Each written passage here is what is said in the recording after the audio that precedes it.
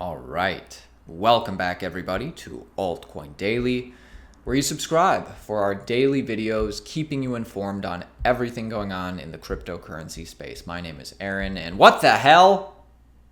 Bitcoin is down.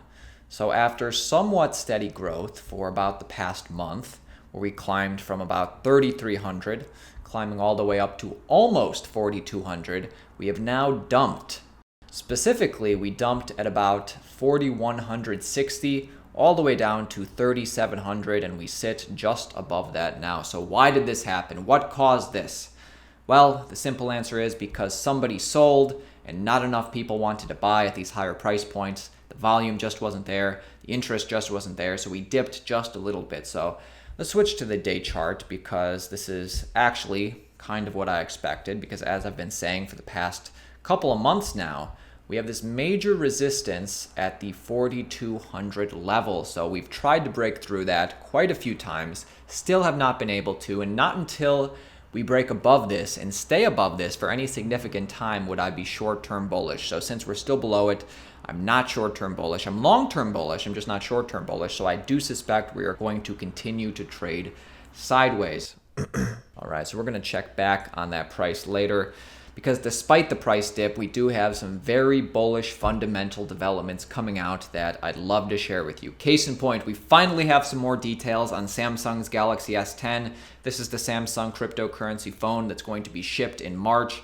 It's their new one that has the built-in hardware wallet. So we now know what this is going to look like. We know what coins will be supported. We know its three main capabilities. We know its full list of possible use cases, possible uses. This is according to the terms and conditions.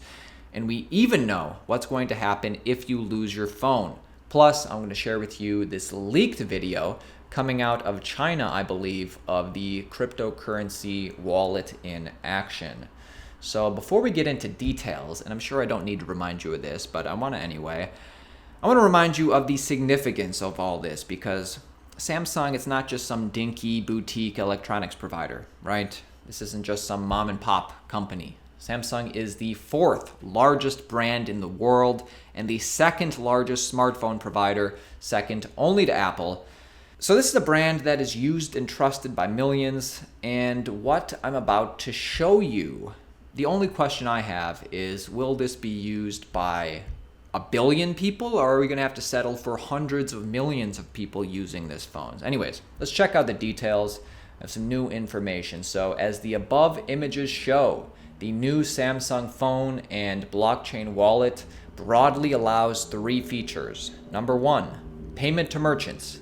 Number two, digital signatures. And number three, cryptocurrency storage and transfer. So buying, selling, transferring, trading Bitcoin and other cryptocurrencies. Now, besides that, the phone's full list of possible uses reads: secure distribution of data, insurance and contract verification, content copyright management, direct sharing of content, in-game goods ownership, and digital asset management and transactions. So this is interesting because it seems like they're doing more than just using this as a way to transfer and send cryptocurrencies. It seems like Samsung is thinking of this.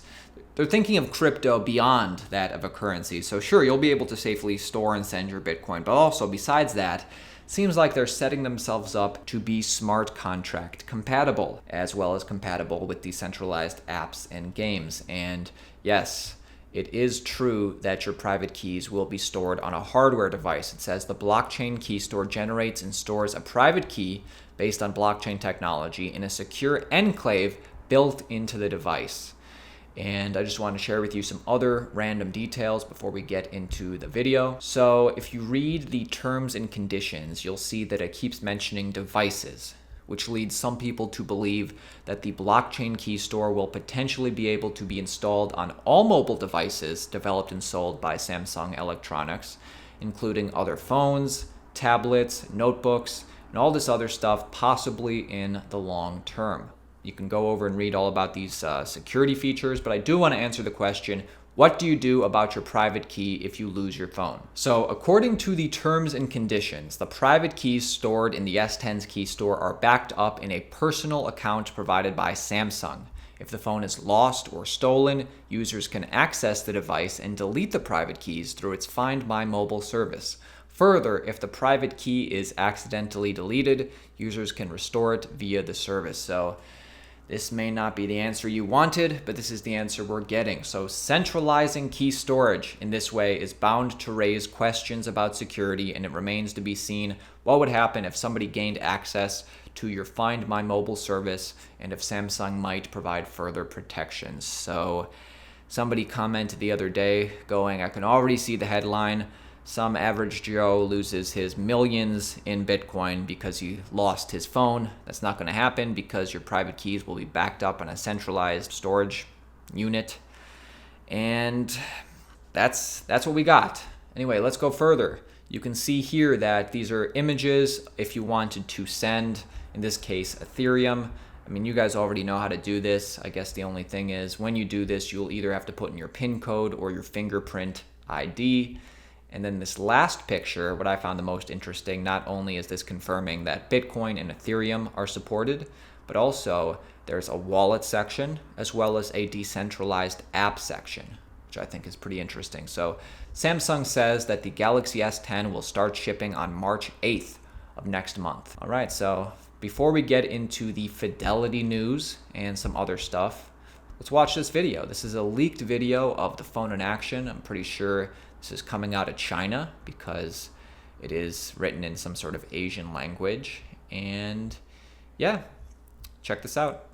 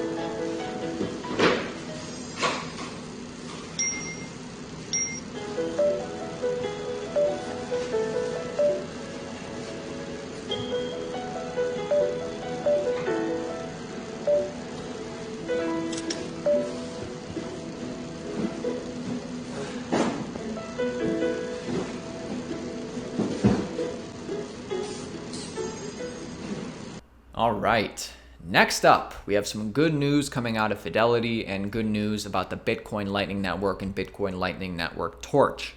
And to refresh your memory, if you need to be reminded what the Bitcoin Lightning Torch is, it's not some, company's marketing idea. It's more of a grassroots movement for the people, by the people, to help promote the Bitcoin Lightning Network through Twitter, and that continues to grow. So the news here is this. Fidelity has just received the torch, and they have now passed the torch to the Harvard Blockchain and Crypto Club in lieu of the upcoming and awaited blockchain conference. As you know, the torch was previously held by Twitter CEO Jack Dorsey, and at the time that he got it, the torch had about 3 million Satoshis on it, about $100. Jack Dorsey is both the CEO of Twitter and the CEO of Square and Square's Cash App. And he has said that as far as the Lightning Network being integrated into Square's Cash App, it's not a question of if, but when. And the Lightning Torch, just like the Olympic Torch, is being passed between members of the Lightning Network community. The trend first came to light when Twitter user and Bitcoin enthusiast HODL sent just over 10,000 Satoshis to another Lightning user.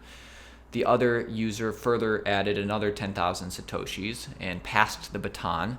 The LN Trust Chain experiment came out as a method to spread awareness and also test the robustness of the Lightning Network. So what I find most interesting is that this grassroots movement first started off with just, everyday average people, Bitcoin enthusiasts, and Started off with average people, it's got to more notable people such as Jack Dorsey, and now it's being spread by these institutions such as Fidelity and Harvard. And really there's nothing wrong with that, since this is just a grassroots movement in general. It could go to anybody.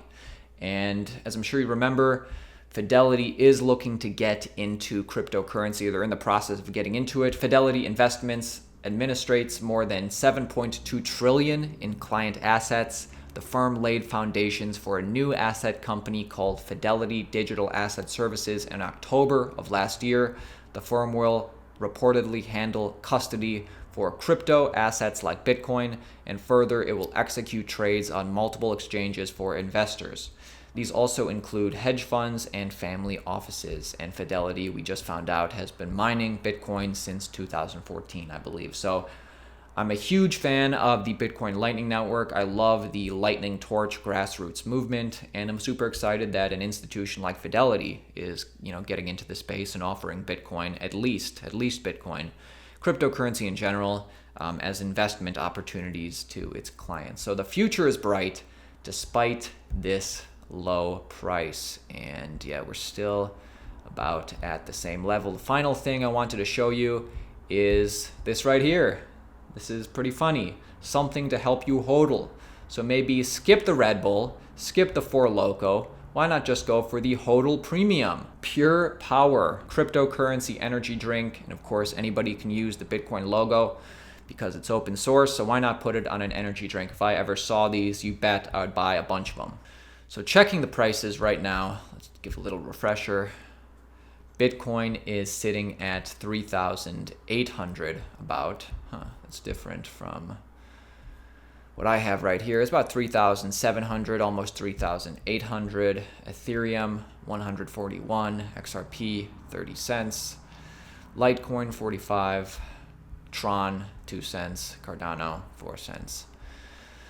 So we will continue to trade sideways, I suspect. Now, right now, we are still holding above the 100-day moving average, which, seems to be good. We will possibly test 4,200 again. We'll see.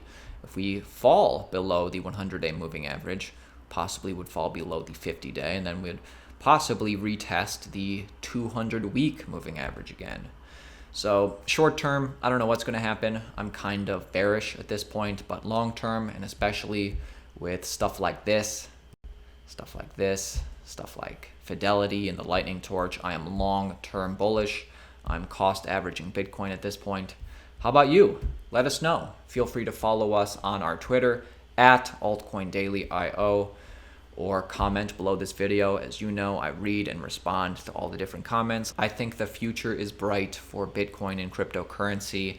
Now we are at a low point in the market where the general public has very little interest in this stuff. And for me, I'm using this as an opportunity. That's why I continue to post videos every single day of the week, keeping us all informed on exactly what's going on. Because by the time the general public finds out about this stuff, it's probably going to be too late for them to get major returns on their investments. Or probably not even that. Probably by the time they found out about stuff like this or stuff like this, they probably could still invest in Bitcoin to have major returns on investments. But the thing is, they're not going to, because you need to be introduced to this stuff, multiple times. Think back when you first got into Bitcoin. The first time you heard about Bitcoin and crypto, you wrote it off and you didn't really check it out. You didn't really get into it until multiple times, until finally you were like, whoa, okay. Past the tipping point, past the point of no return, you finally went, let me see if I can buy some of this stuff. So that's what I think is going to happen. All right. I will see you tomorrow, my friends.